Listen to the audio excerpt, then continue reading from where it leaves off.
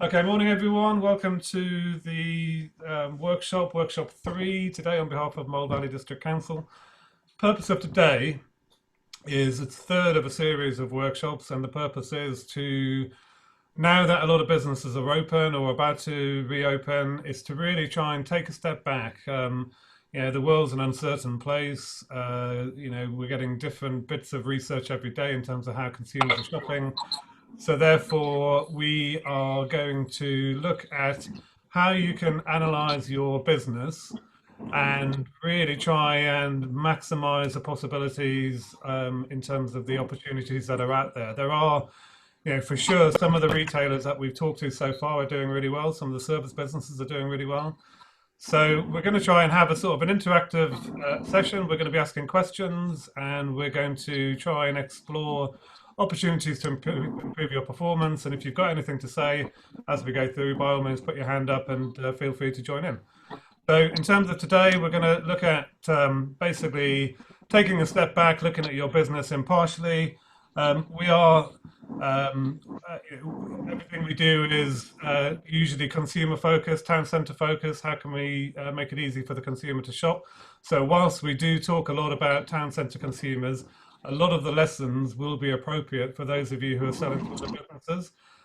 So hopefully you're also going to get quite a lot out of it in terms of other ways to think about your business. So reviewing the new basics. Heman, I'm just going to mute you, mate, because I can hear lots of car driving. Okay. Actually, Paul, sorry, Eman, I'm not too sure whether you should have the video on while you're driving. You might just want to have screen off and just listen to the sound. That's, legally, I can't think that's quite right. Okay. Do we know who Hammond is?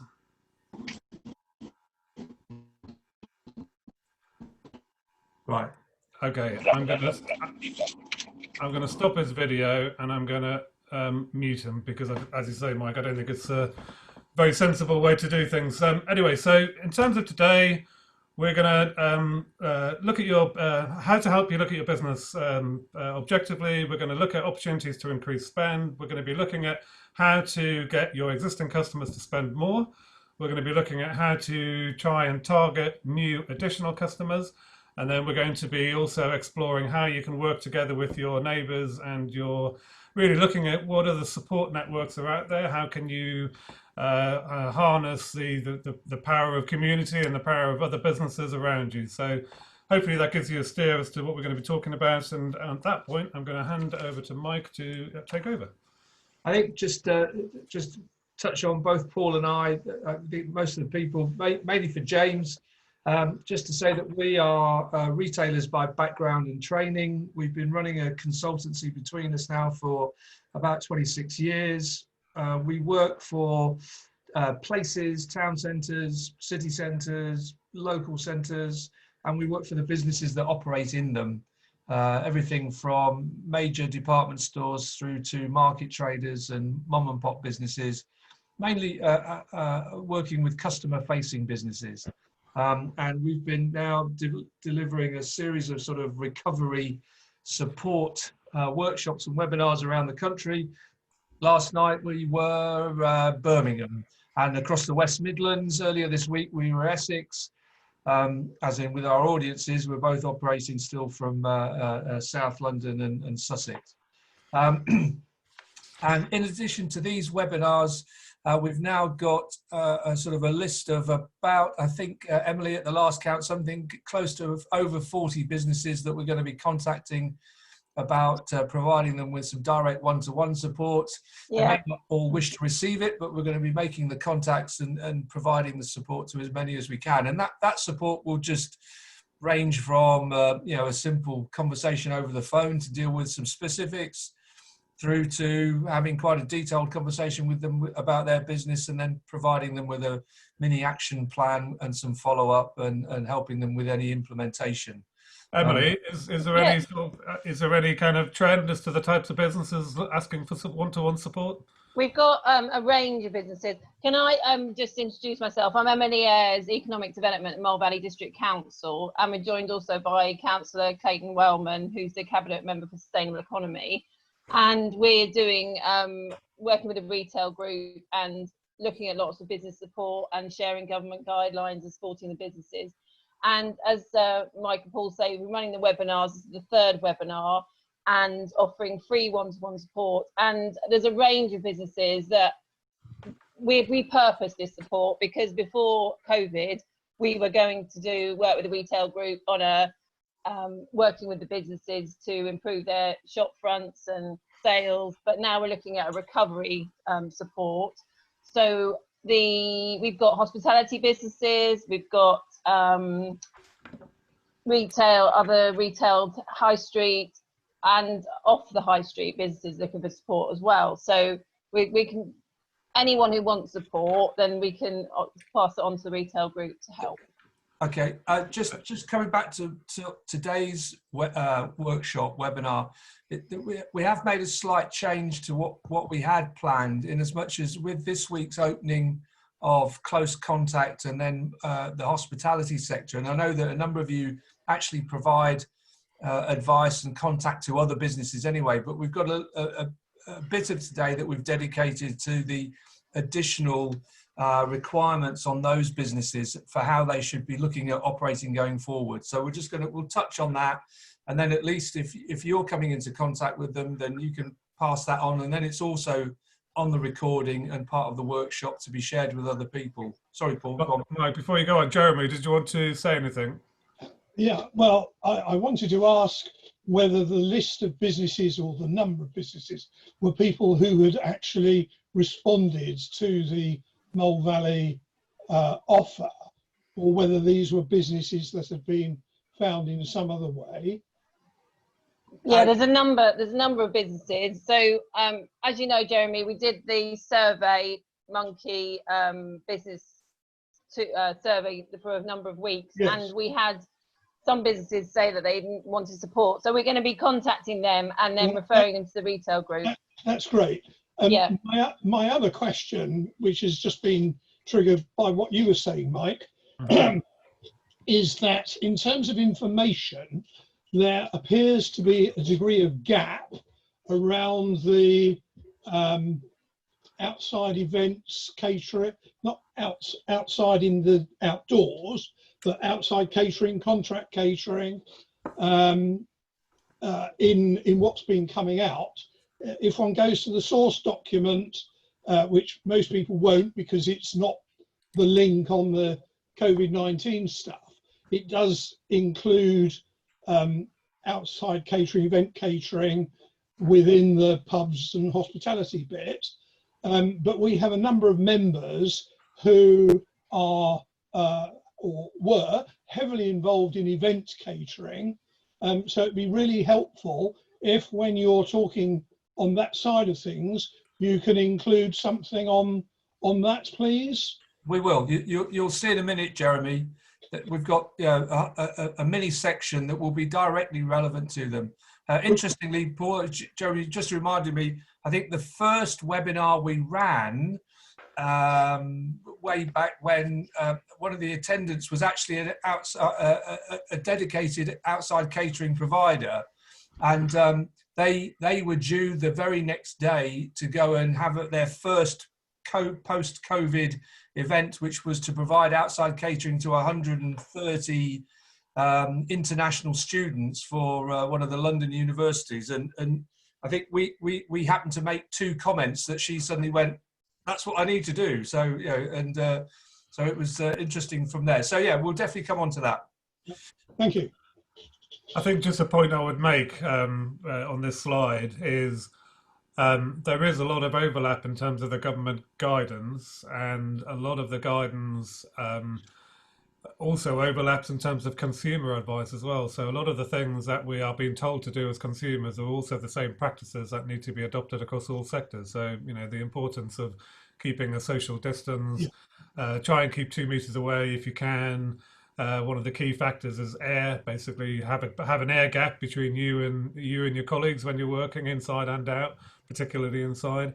Have an air gap between your staff and customers. Make sure the place you're working is well ventilated. Obviously, if you're outside, that's not an issue, but if you're inside, make sure the doors are open, make sure that any doors are propped open, any windows are open, so you've got a good throughput of air. And then the second one, of course, is any areas of customer contact of high use, make sure those are cleaned regularly. And the number one thing that we can all do, and I'm sick of telling my kids to do it, and it's the same if you're operating a business inside and out, is wash your hands for 20 seconds regularly and frequently. And certainly, in some sectors, particularly, indoor retail and especially F&B business, hospitality businesses, the number one thing you need to ask your customer to do is wash their hands when they come in. And if they can't wash it, make sure they sterilize their hands with anti-bac. People expect it. People will be comforted. We're going to come on to that. So just to say, kind of 80% of what we're going to say is common throughout all the sectors, but there is some specific advice for the hospitality close services sector, which we're going to come on to, and also for hospitality and F&B. So again, we're going to touch on that. Mike.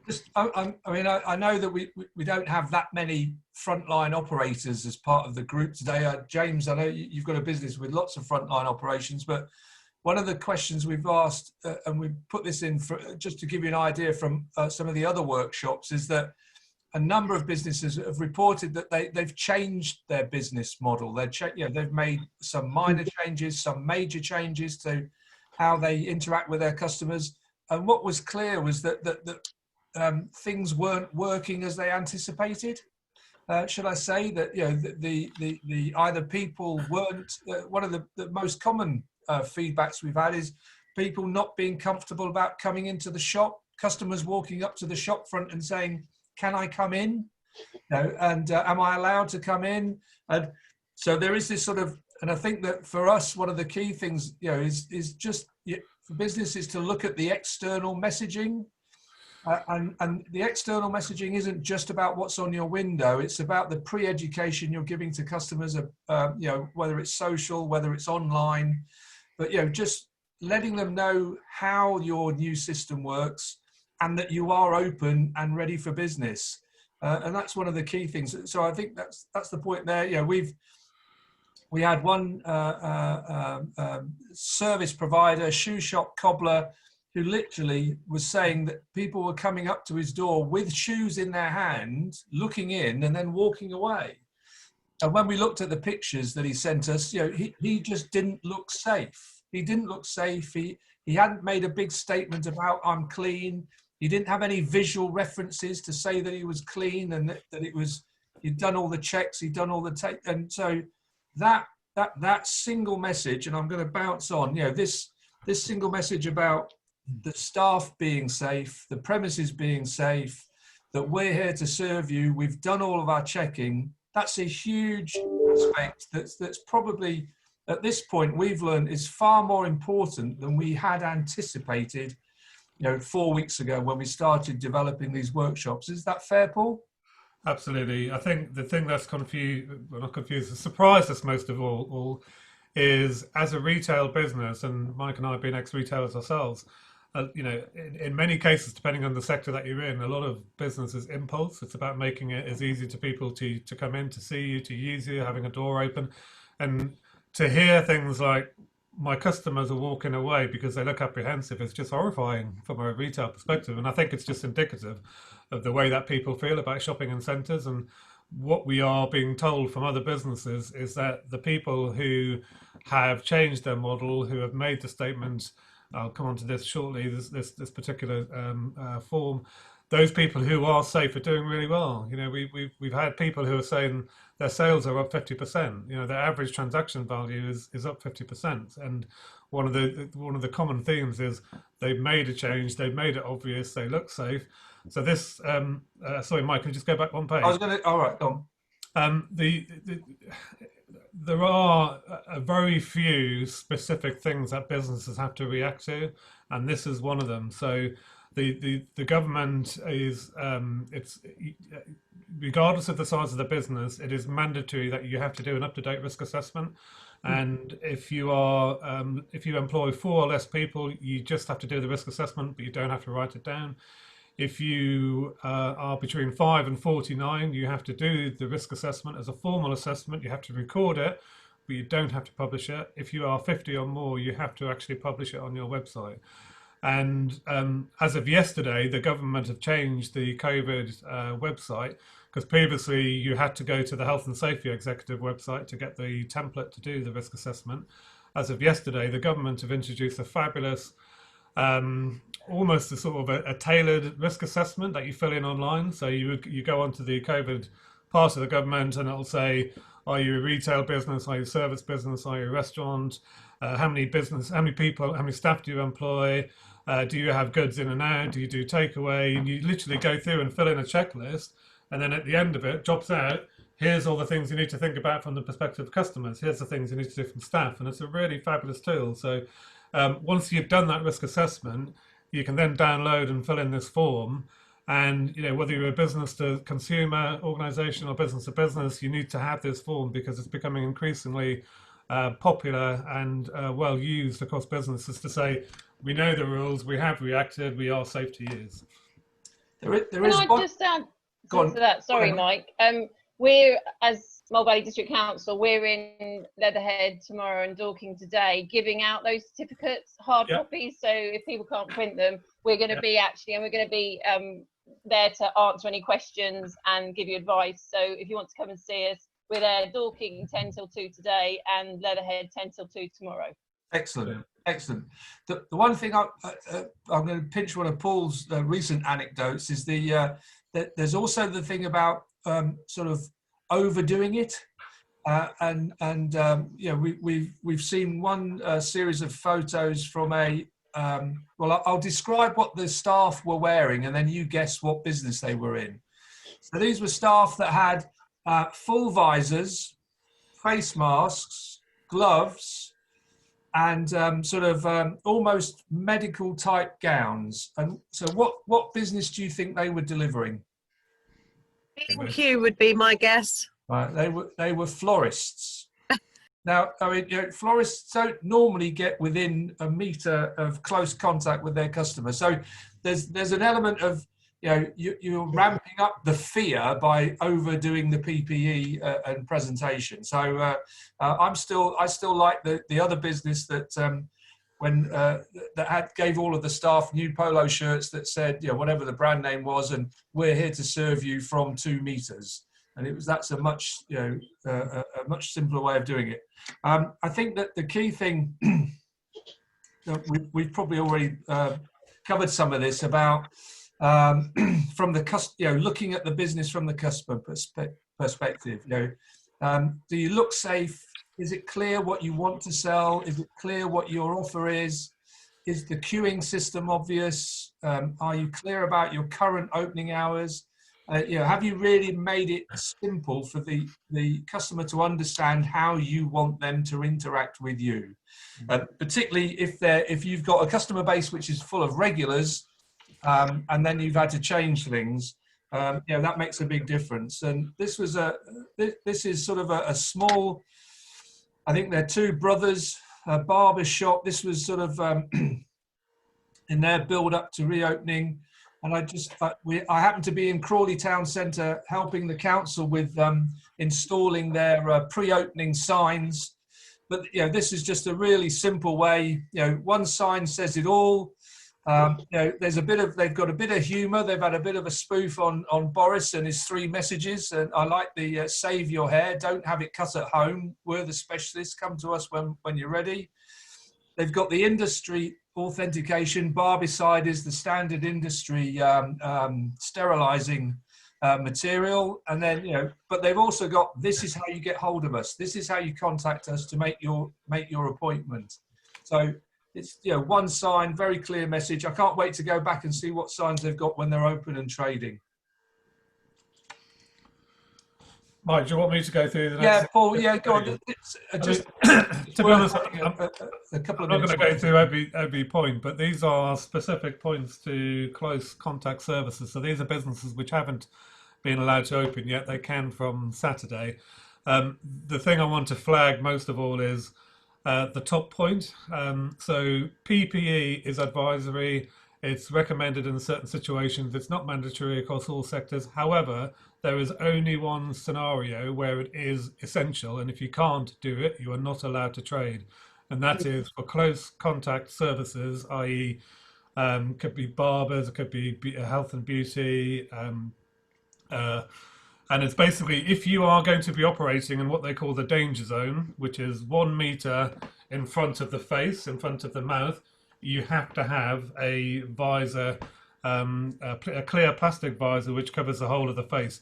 You don't need to wear a mask with it. You just need to wear the visor, and also the customer doesn't need to wear a mask either. That's the only mandatory rule in terms of close contact services. And then most of the other stuff is fairly sensible.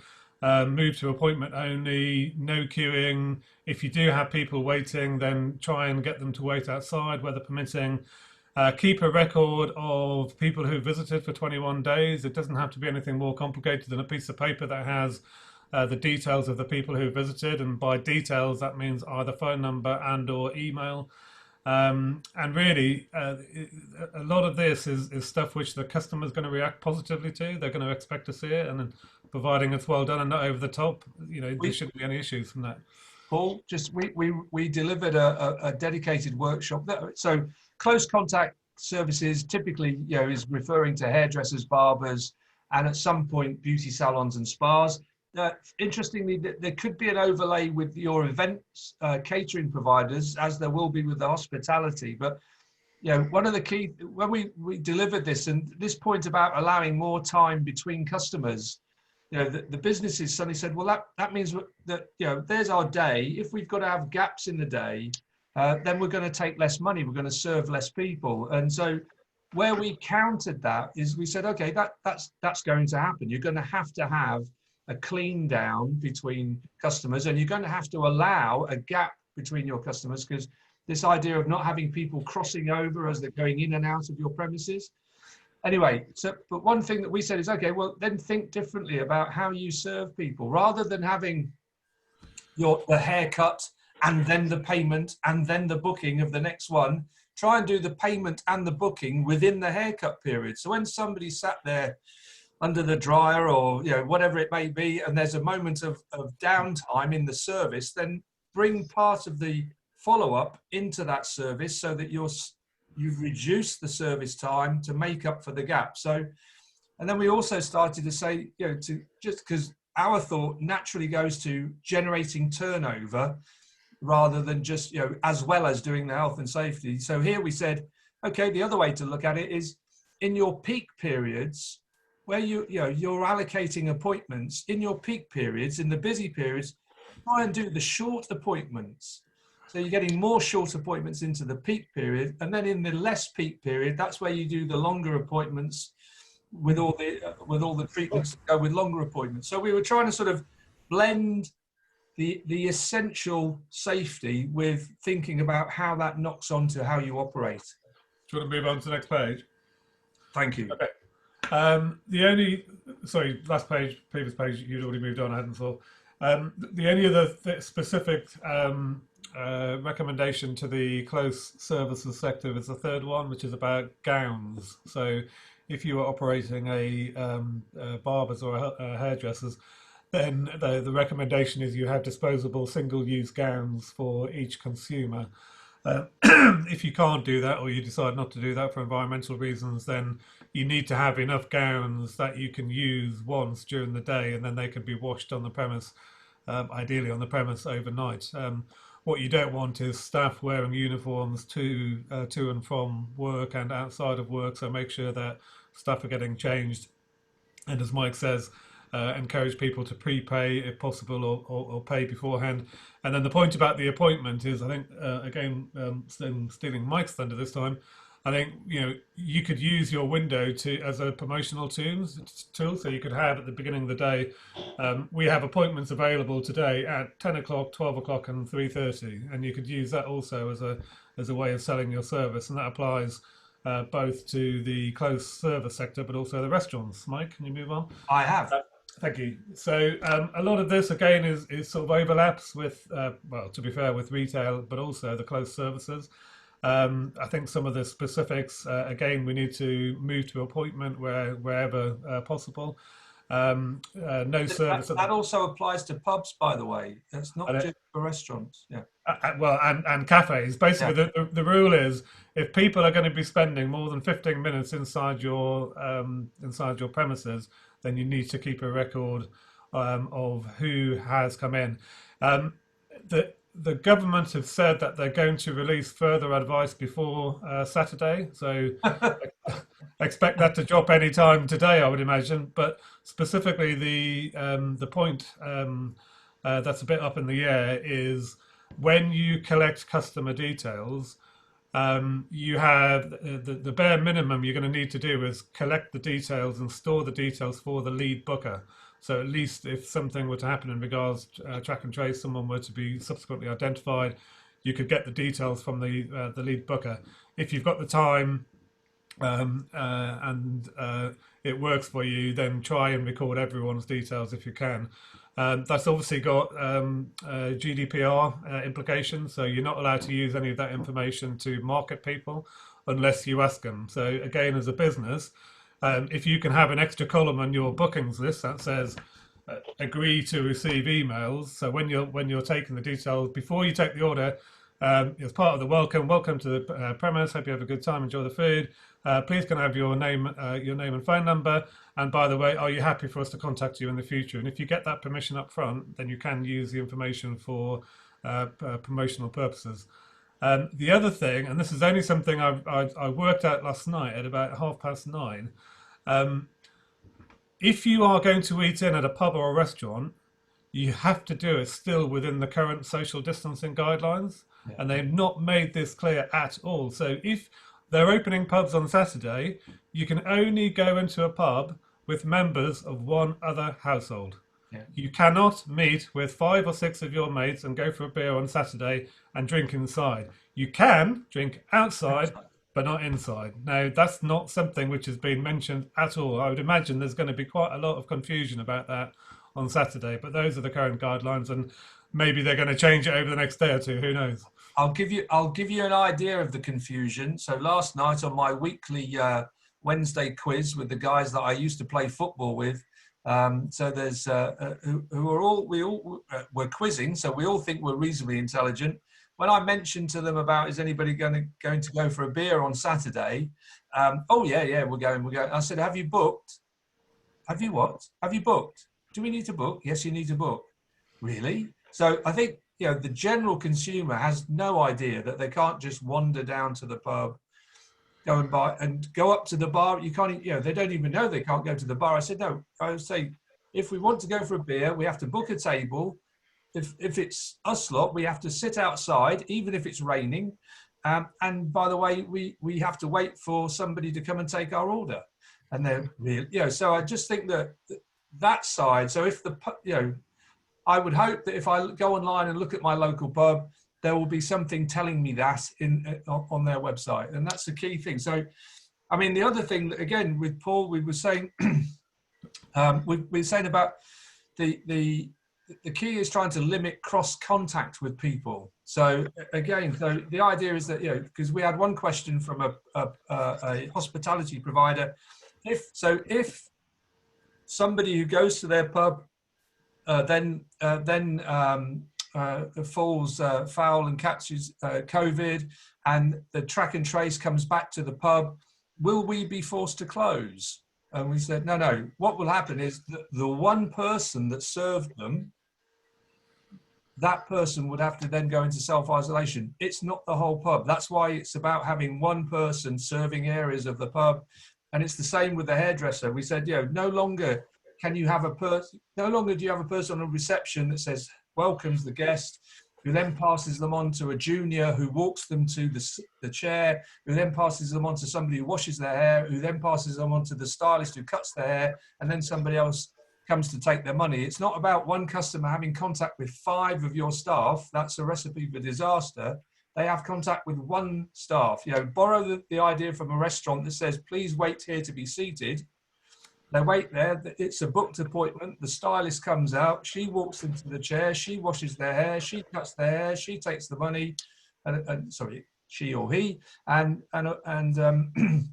so that's how you reduce the risk for your business, about managing that contact. And I think, you know, that would be applicable, Jeremy, to your outside catering people. They need to think that process through about limiting the number of contacts between my staff, my team, and the customer. And James, I guess that's going to apply to you with some of your facilities provision in you know, when you're out with customers in their premises, etc. It's the same thing. It's about thinking and reducing that type of that cross contact. Sorry, Paul. Jeremy, did you want to say anything?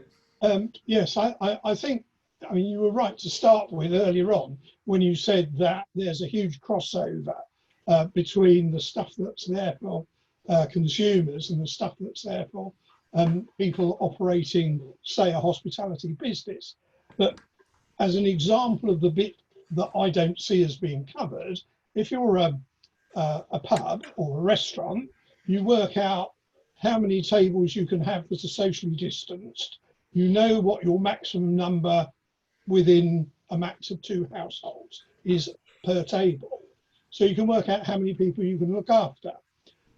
If you're having some other sort of function in a marquee, let's say, you could conceivably work on the same way as a pub or a restaurant, but there isn't any guidance to suggest that that's the case. What it actually says is that nobody may have a group of more than 30 people. Yeah. Whereas if you are selling effectively tables for a Sunday lunch, let's say, the argument surely is that if you run the same way as a pub or a restaurant would have to, then your operation, even though you're operating on a marquee outside a village hall, is exactly the same. But okay, you fall foul of, quotation marks, events being thought of as no more than 30 in a wedding group, and that 30 does not count in terms of a reception, as I read it. Okay, so Jeremy, can I suggest let me have another look at the guidance, because it is quite a specific point you raise. I will look into it, and then I think I've got your email address already from Emily. I will get your phone number and I will give you a call in at 9:30, if that's okay. That would be great. Thank you very much. I'll have a look through and see if we can come to some sensible interpretation of what the rules are. Thank you. I'm just going to bounce on, I'm just conscious of the time, Paul. I'm going to bounce on a couple of pages. Yeah. Just on this, you know, it comes back to, you know, reviewing the existing business, you know, working on the basis that you've been trading, you're up and trading, or even you're about to trade. Comes back to that, you know, our pet topic is about understanding the customer and understanding how they're behaving, and thinking and looking at how and why they're buying from you. You know, are they nervous? Are they regulars?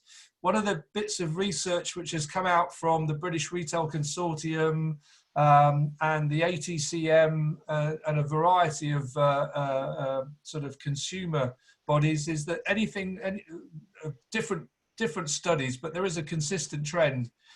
Anything between 40 and 60% of customers are still very nervous about coming back into high streets and are saying that they are not going to go back into high streets.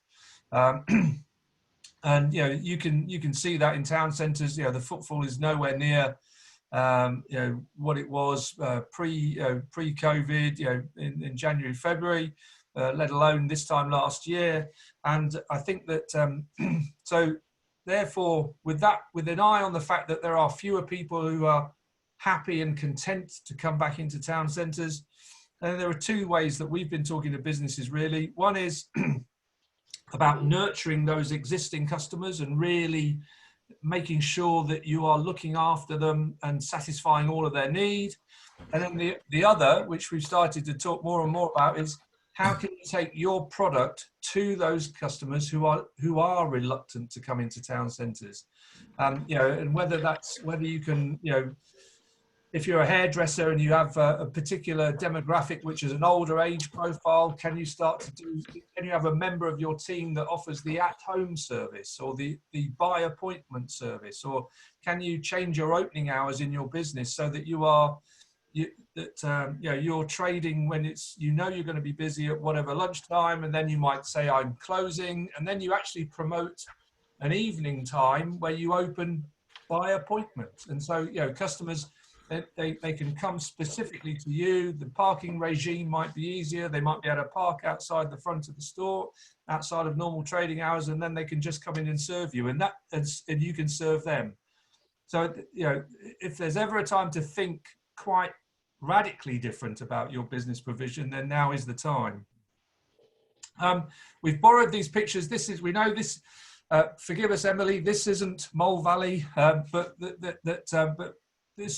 just to touch on this simple visual stimulus that you are a safe business. This is just a small, as you can see, it's an independent bookshop.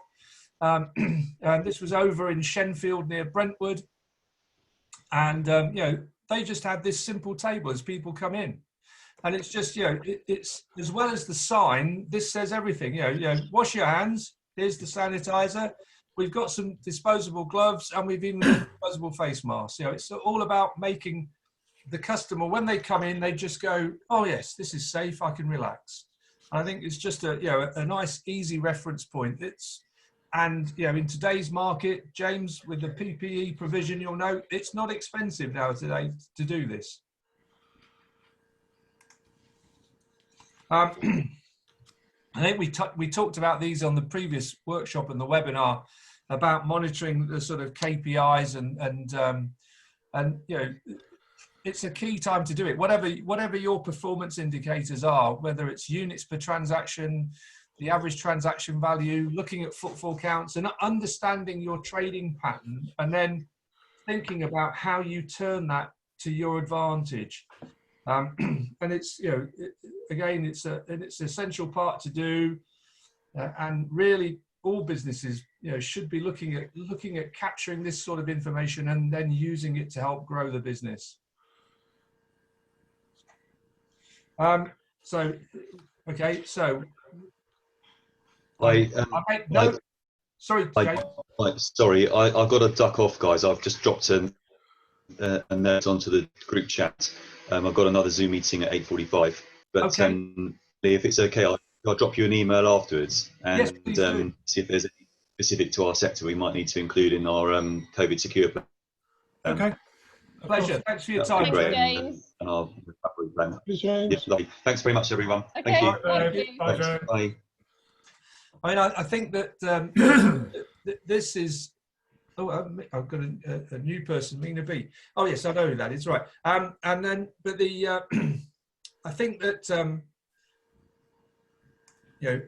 as well as looking at your existing performance, I think given that there's fewer people in high streets and fewer people coming into town, I think it's a key thing to look at those. What are the actions that you are actually doing to sell more, or to attract more customers, or to promote your business to more customers? And to be fair, none of this is revolutionary or rocket science. These are all good basic retail principles. So am I in tune with the seasonal promotion? Am I, if it's Easter, which it isn't, but if it's Easter, then have I got an Easter special on? Actually, normally July, here you go, here's one that probably might not work. Normally July, which always used to surprise me as a retailer, July is the best time to have back to school promotions, just as they finish school. But anyway, that's neither here nor there. So back to school promotions are usually in July. There will be some back to school going on in September. So, it's still a time to be promoting that. For me, the linked sales opportunity, if you've bought this, then you need that. And even promoting to your customer the daily bestsellers, which comes back to Paul's point about, for some service providers, your bestseller will be your time. So we're now taking bookings for this day. We're now taking orders for this point in time. We can be printing your signs on Wednesday, or whatever it might be. It's looking at promoting. It doesn't have to be a product. It can be the service that you're promoting. Mike. Yep. I'm going to say something slightly controversial here, which Well, is in terms of trading in the new COVID environment, the easy part is getting open. Okay, and the reason I say that is because there are specific things you need to do. You need to do you change your business model. You need to make sure that you are safe. You need to make sure that you tell the customer, the customer that you're safe. In many ways, that's the easy bit. The hard bit is then thinking, right, how do I go from being reactive to being proactive? Because there's less consumers out there, there's less spend out there. I had a business that we were helping 3 weeks ago that she wanted to open as she had a cafe. She wanted to open a takeaway. She did all the work, and then she phoned me on the first day and said, "Paul, it's a nightmare. There's no customers." And I said, "Well, what have you done to change your model? How are you promoting it? How have you told people that you've changed? How have you taken the fact that you've gone from being an eat-in cafe to being a pure takeaway business? What are you doing to sell that to the customer?" "Oh, I thought I just had to open. I've concentrated on that." So I think the difficulty is, if we might even need to put this in a slide, Mike, probably the best advice I could say to any small business now is, once you're open, think, how can I promote? How can I develop? How can I attract? How can I target? What can I do to try and get more customers to use me? And then when they do, how can I get them to spend more? Yeah. Well, I think that yeah, absolutely, Paul. I mean, it's about that being proactive. Sorry, it's not. Sorry, go on. It's not. You can't just open the door and expect people to come in. Well, we actually know that they won't actually come in if you just open the door. You've got to give them a variety of key messages. So so here we go. And as if by magic, in response. For me, it's tell people why they should buy from you. That's it. Tell people why they should buy from you, and that can be, that can be anything, because we've got exclusive products, we've got best prices. We're recommended by Jenny down the road, or even my favourite one is when another business has recommended you. And we'll come on to in a minute. One of the things that we think for lots of places, certainly towns that are with a strong independent retail offer, there's more opportunity for those independent businesses to collaborate and to support each other and to be recommending from one business to another. Particularly where you're complementary. Obviously, you might not want to necessarily recommend a customer to a competing business, but certainly complementary. I think that's a key thing. And as we say here about buddying up with your neighbours. So, so in terms of as we say, targeting, attracting new consumers, social media, email, and Mole Valley have already provided lots of help with additional social media skills via Zav and Clockwork City. We know he does a great job. We've worked with him in other places, and so if there's more opportunity to tap into that, if he's given any online stuff and other information, make full use of it.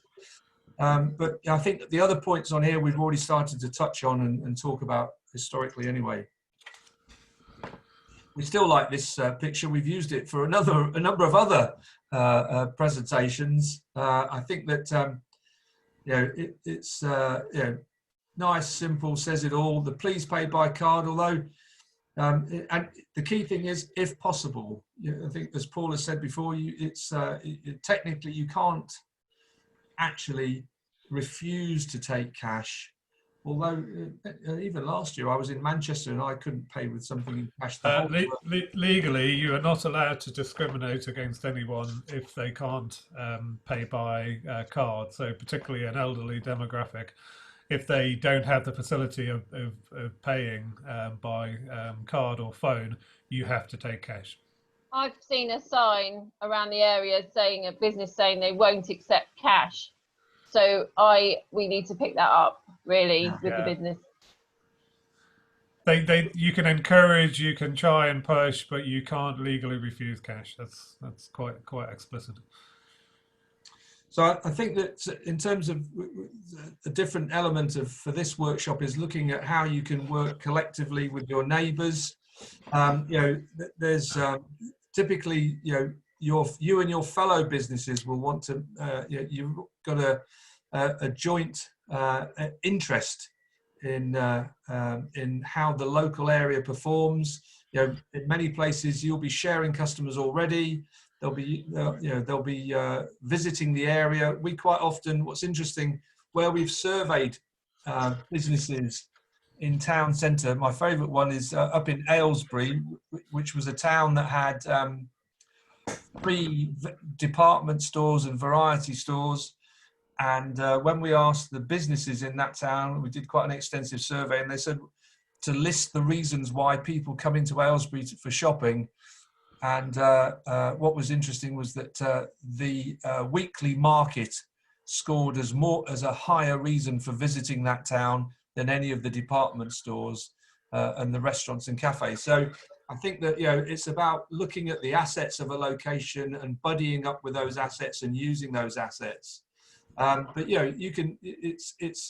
There are a variety of different, not only businesses but other community groups. There are a variety of ways that you can work together with your location. It isn't just. Go to the next page, Mike.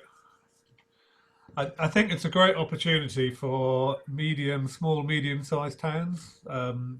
People want their local centres to succeed. There's a lot of love for local at the moment, and that, in some ways, we've sort of gone back 40, 50 years in terms of shopping, because over the last sort of 10, 20 years, we've had an increasing trend of the bigger centres becoming more dominant, local centres doing what they do, and the mid-range towns like Leatherhead being squeezed by out-of-town retail, being squeezed by online retail.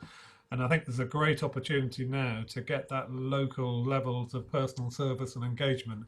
Consumers want to see their local centres thrive. They want to shop local. They're not going to the mid-range centres like Crawley. And it's a fantastic opportunity. So we need to be really, really positive. And, we've touched on all the things we need to do.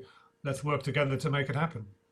I think, and actually the sad thing that we're seeing up in Leicester is if you then look at the other towns that are sort of also being badged as places that are being watched, these are all fairly large, they're larger places. So I think that will also drive people, they'll be looking to their smaller local centres more often. So, which comes back to that we have to really make sure that the centre is safe, the businesses that operate in it are safe, that they're doing things together and they're working together.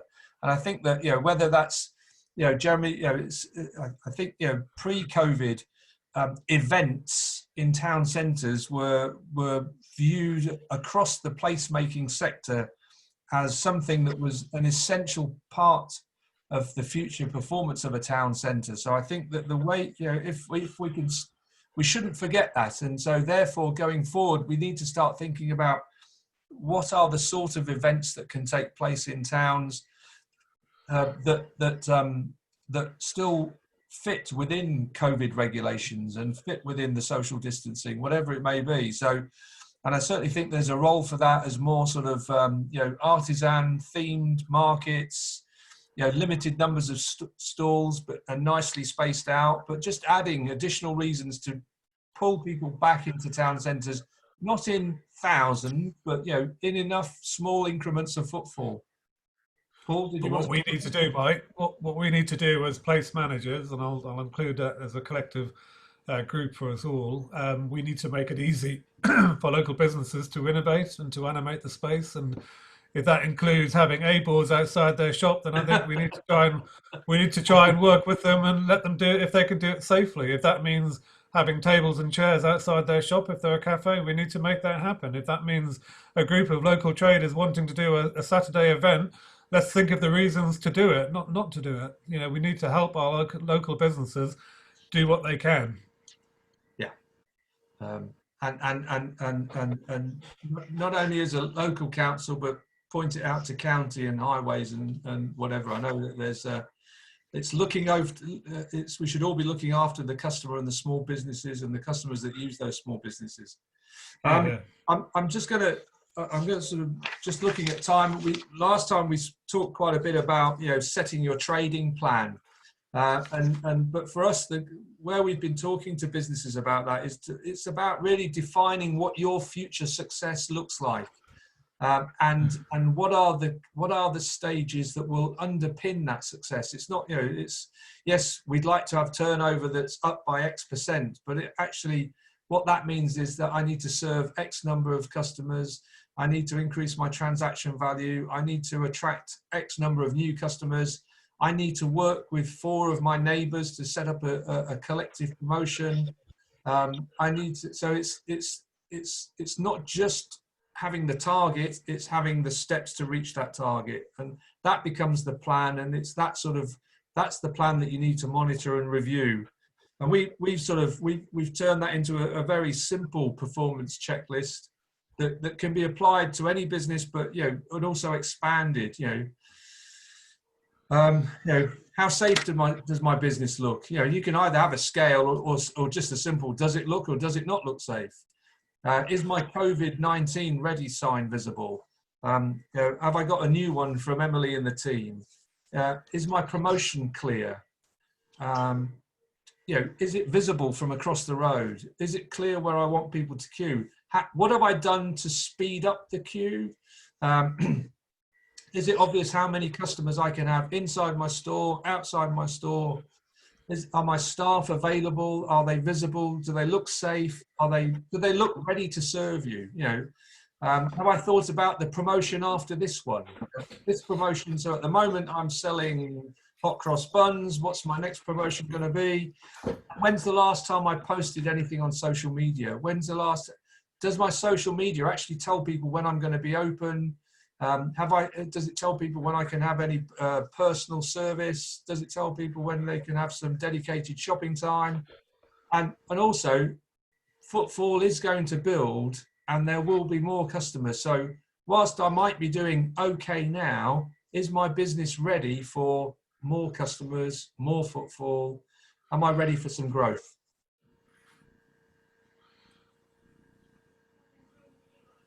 Paul, you want to? Excellent. Thanks, Mike. We are coming up to the end of the hour, so I'm going to stop the recording. We can stay on, and if there's any specific points we want to talk about, we can. Mike, can you go to the next page? I'm not going to go through these, but the number one, have a look at the HMG website. That's the best source of information. They have sector-specific guides for shops, for services, close contact services, for food businesses. There's a lot of overlap between them. There's a lot of overlap and repetition within the reports, but they are really good, and they are regularly changing. They're getting updated about once every week and a half. So I fully expect certainly the hospitality to change over the next day or two in preparation for Saturday. So, you know, there's lots out there, lots of sources of information. If you want us to add the chamber onto this page, then obviously we're very happy to do that. So I'm going to say thanks very much for everyone for joining us. Please stay on the line, but I'm just going to stop recording and say have a good day.